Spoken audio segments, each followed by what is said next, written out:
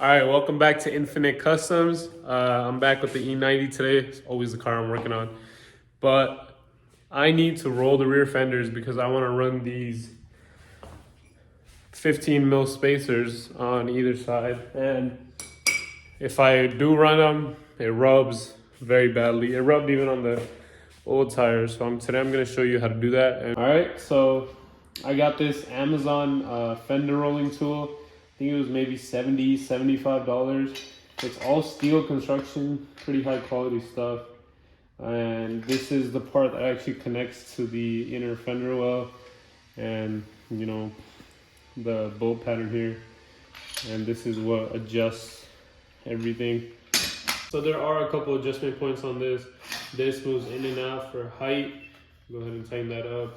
Okay, and twisting this either direction moves this piece here up, down, which in turn adjusts the angle for the wheel on this side. This also connects with this locking pin here. You can remove it to give yourself more angle. I've already done this on a E90 before, and this is what works. My setup here. This is a nylon, I believe, wheel, rubber wheel, whatever. And make sure you have, and this is a nylon wheel here, or rubber wheel, whatever you want to call it. It has a bearing in there. This is a pretty loose design. I mean, I believe it's meant to be that way, but it works. So as for the heat gun here, you just want to get a regular, I got this from O'Reilly's, I think, heat gun. This is to actually heat up the fender well on the outside so you don't damage the paint. Go ahead and jack your car up and remove the wheel.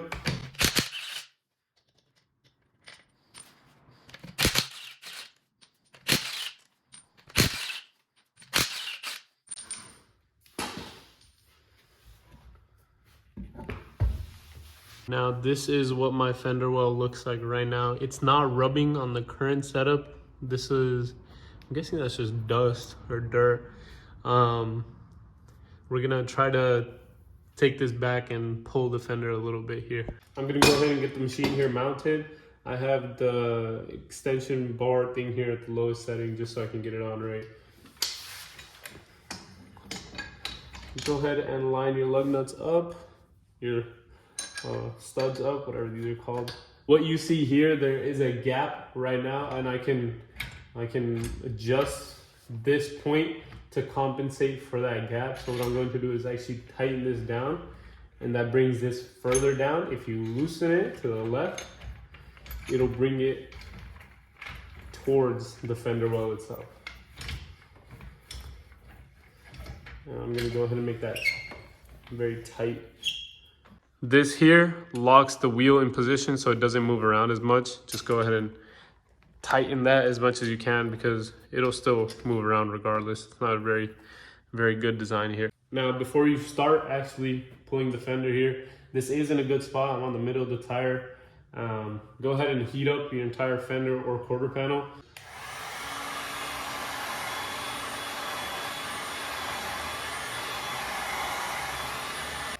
Make sure that you have a constant motion going in, out, because if you keep this in one spot, the paint will melt. Just be careful. That seems pretty hot. So now I'm going to start adjusting it. And the only way, actually I forgot to loosen the e-brake. I'm gonna go ahead and do that now. And it does have to be in neutral.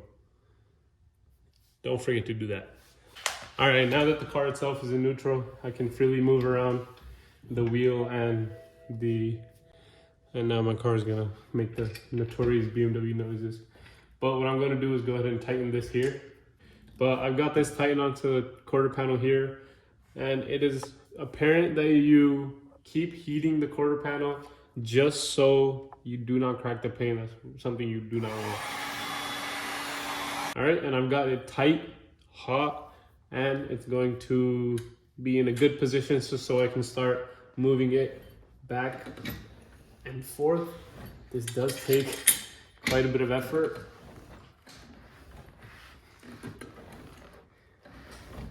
And the wheel does not really roll that well, so I'm just working with what I've got.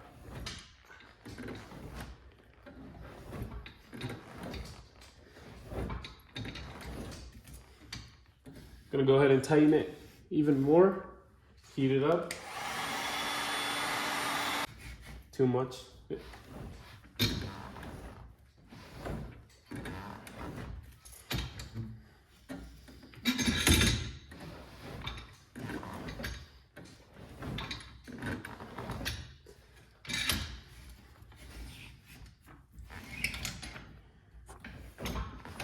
Too little. So this quarter panel I did already finish wrapping.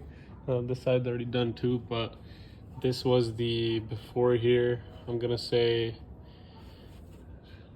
it's pretty flat already. They're pretty curved, but let's go check out the other side. All right, so this is this side over here. I'm not sure if you can actually catch it on camera, but the curve that goes in this way is very, very minuscule compared to the other side. I can feel it with my hand. This side is clean, definitely. No cuts, no scratches, no nothing. And this side pushed in pretty significantly. Let's see if that is enough to actually make my car not rub. So let's see.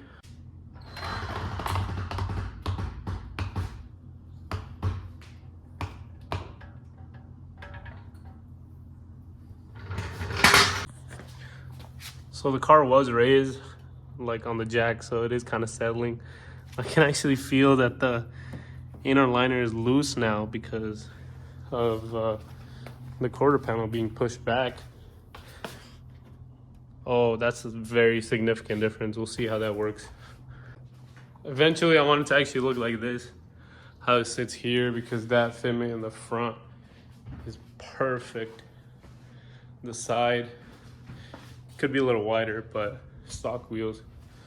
And I'm gonna let the rear settle and check it out.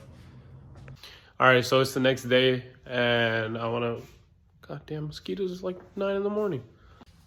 And this is how it looks when it's all settled and all nice. So something actually happened with the machine itself. The threads failed on me. Here, let me see if I can show you guys. If you can tell, those threads are pretty chewed up, so I put some oil on them and I just took it out and rethreaded it, and it works now, but just be careful of that. I want to thank everyone that watched through the video. Like and subscribe for more content. I'll be uploading regularly because I'm free, so